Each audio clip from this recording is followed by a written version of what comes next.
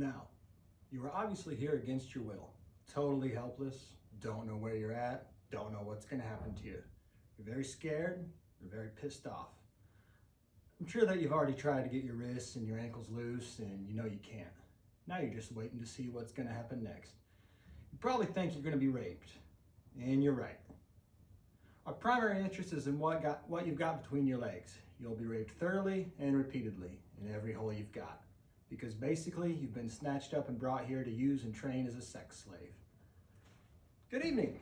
That little snippet is part of what you might have heard if you had woken up in the clutches of serial killer David Parker Ray, also known as the Toy Box Killer. David Parker Ray was a serial killer who lived a terrible and heinous life.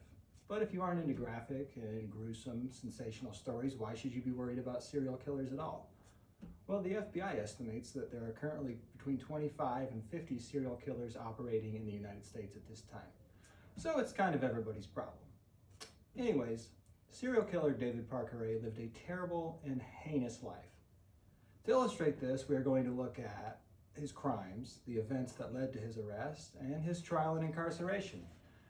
His crimes were some of the most sadistic things imaginable. The events leading up to his arrest were shocking. Finally, his trial was sensational, but his incarceration short-lived. David Parker Ray, also known as the Toy Box Killer, pictured here, was born in New Mexico in 1939. He grew up in a poor family with an abusive father and eventually found himself being bullied at school, wherein he then turned to drinking and drugs. During high school, his sister discovered David's interest in sadomasochism as she found numerous erotic drawings depicting bondage and other sadomasochistic deeds.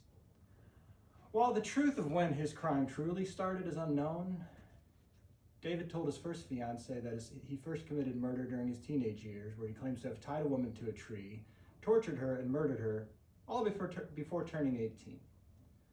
Sadly, his crimes would somehow escalate from there. According to noted crime author John Glatt, Ray is estimated to have murdered over 60 people, though the exact number is likely to remain unknown. His spree of terror began sometime in the 1950s and lasted until his arrest in 1999. He mostly operated in the area of New Mexico and Arizona, although the times, dates, and locations of his actions are not what made him stand out. On the other hand, Ray, through the help of various accomplices over the years, would kidnap women for the express reason of torturing and raping them. Many of the women would be drugged in order to facilitate the kidnapping. The victims would wake up incarcerated, either in a box or strapped down. A recorded message, which I read from part of an excerpt from earlier, would play, alerting them of their gruesome fate. Saws, surgical blades, whips, chains, pulleys, clamps, and other bizarre contraptions were all used in various ways to torture the victims. His torture room, or his toy box, was a soundproof truck trailer that also had an electric generator used to inflict pain. Well, the horror didn't stop there, no. David Parker Ray wanted his victims to not only suffer, but to fully understand and view their suffering. He had a mirror mounted on the ceiling above the gynecological exam table, of which he would strap his victims to, wherein he himself, along with his accomplices and even dogs, would rape the victims. It is really just gruesome and sick stuff. But alas, nothing golden stays forever.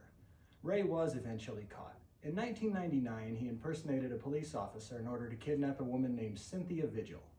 After placing her under arrest, he took her to his trailer in Elephant Butte, New Mexico. After 3 days of torturing her with his accomplice, Cindy Hendy, Ray left for work, wherein Vigil was able to eventually escape. However, her escape was not easy.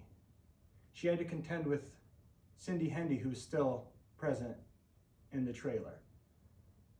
Cindy Hendy smashed a lamp over her head, but in the end, Cynthia Vigil was able to get the upper hand and stab an ice pick through the neck of Vigil. She then made her way outside naked, just nothing but her chains left on her, wherein she found a local neighbor who alerted the police. The police then launched an investigation which took them to Ray's trailer, where they found various torture devices, videos of the victims. However, there were no bodies. Contrary to popular belief, Ray did not always kill his victims, and after his arrest, multiple women brought forward their previous police reports about being drugged and kidnapped. According to private investigator and writer Charles Montaldo, David Parker Ray had been using drugs to induce amnesia in his victims. Ray's trial was not as sensational as his crimes. He and his accomplice tried to spin a tale that they were merely helping Cynthia Vigil detoxify from a claimed heroin addiction. However, the evidence from his toy box told the real story. Not only were various audio tapes found, but also videos of Ray and Hendy torturing other women. As time went on and more evidence came to light and more victims came forward, Hendy turned on Ray in order to strike a plea deal. She told the authorities about 14 murders that Ray had claimed to have committed. She also gave details of his heinous torture methods, names of victims, and locations of bodies. However, none of those bodies were ever found. In the end, Cindy Hendy was sentenced to 36 years as part of her plea bargain and testimony. However, no bodies were found, so Ray was only found guilty of abduction and sexual torture of 3 women. His sentence was for 224 years. However, barely a year into the sentence, he's come to a heart attack on the way to another interrogation.